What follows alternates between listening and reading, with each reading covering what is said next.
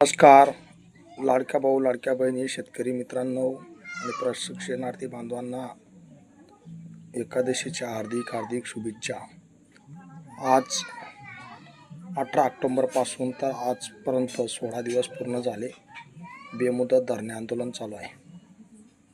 परंतु 16 दिवस अन्नत्याग उपोषण, 16 दिवस धरणे आंदोलन आणि आनंदखेडा इथं 3 दिवस, एकूण 35 दिवसामध्ये या नालायक शासनाने आपल्याला पॉझिटिव्ह उत्तर दिलेलं आहे. वयाच्या 34व्या वर्षी 35 दिवस बलिदान देऊन या महाराष्ट्रातील लाडके मामा लाडक्या बाच्यांना उत्तर देऊ शकत नाही, म्हणून त्यांचा पहिले जाहीर निषेध एकनाथ शिंदे, देवेंद्र फडणवीस, अजित पवार, मंगल पर्वत लोढा आणि तसेच दुसरे मामा नरेंद्र मोदी, अमित शाह यांचासुद्धा जाहीर निषेध. 2014 साली धनगरांना फसवलं, आदिवासींना फसवलं, तसेच मराठा ओबीसींना फसवलं, शेतकऱ्यांना फसवलं. 2024मध्ये फसवलं. फसवा पशूच्या धंदे बंद करा आणि आमच्या लाडक्या भाऊ लाडक्या बहिणींना दिलेला शब्द पूर्ण करा.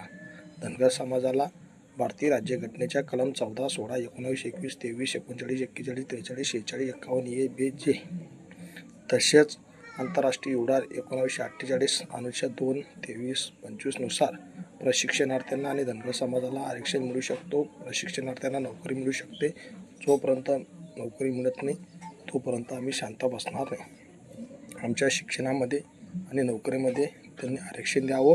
त्याच प्रकारे शेतकऱ्यांना सुद्धा त्यांनी कर्जमाफी करावी. डावलाडावली करण्याचा जर प्रयत्न केला, येणाऱ्या जिल्हा परिषदमध्ये तुम्हाला इंग्रजांसारखं स्थळी पार करू.